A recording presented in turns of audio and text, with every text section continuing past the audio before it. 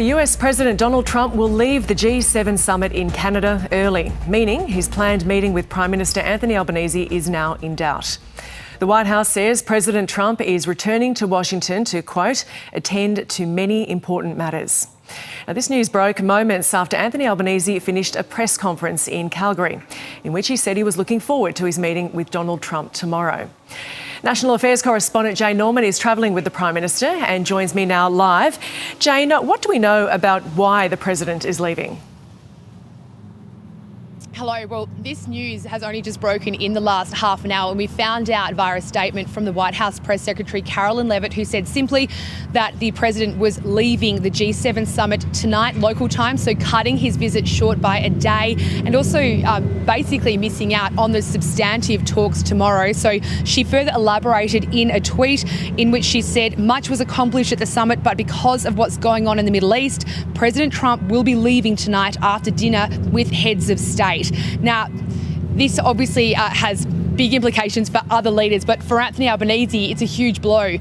He was scheduled to hold his first face-to-face meeting with the President tomorrow, local time at Kananaskis, when he'll be attending the summit with the G7 leaders, and has been asked about it all week. It was a highly anticipated meeting. It was only confirmed a couple of days ago, and in the past few days, Mr Albanese has really been elaborating on how he plans to approach the meeting, what he plans to raise. And we know that the two key issues he planned to raise were tariffs and also the future of the AUKUS submarine pact, in light of the Pentagon ordering this snap review of the $368 billion deal. In the Prime Minister's words, we have a lot to talk about, he and Donald Trump. So at this stage, we haven't heard from the Prime Minister's office. It's totally unclear what communication they've had with the White House, because, as you mentioned, only moments before this news broke, we were interviewing the Prime Minister. We were having a doorstop with the Prime Minister at the hotel just beside me, in which he said he was looking forward to this meeting with Donald Trump, and actually went through some of the preparation he's been doing this week in anticipation of it. Your plans changed quickly, Jane. Donald Trump's reason for leaving early is this conflict between Israel and Iran. Was any progress made on that there? That's also unclear. As the day has unfolded, Donald Trump's language has strengthened. He said that Iran has to make a deal. He then suggested that Iran was coming to the table and that a deal might indeed be made. So perhaps there are some developments that we are unaware of.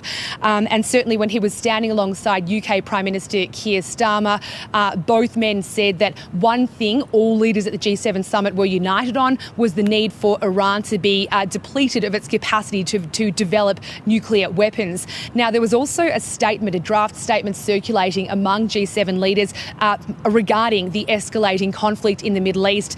The White House was briefing out that Donald Trump was unlikely to sign that. So again, the status of that statement remains unclear, with Donald Trump leaving the summit early.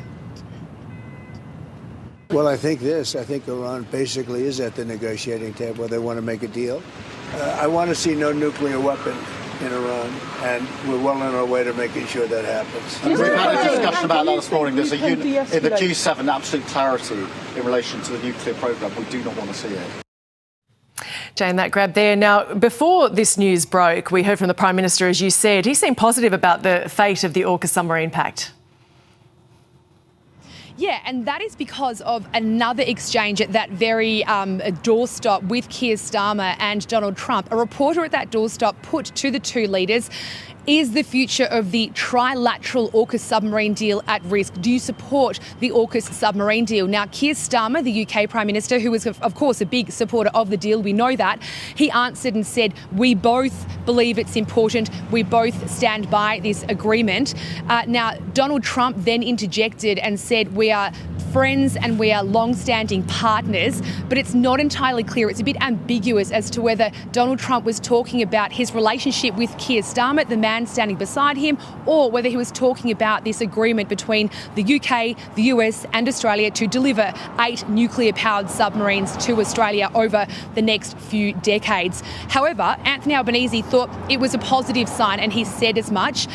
He obviously was going to be going into the meeting seeking to convince Donald Trump to stay the course on this particular deal, and seemed to suggest that that exchange was a positive sign in his pursuit.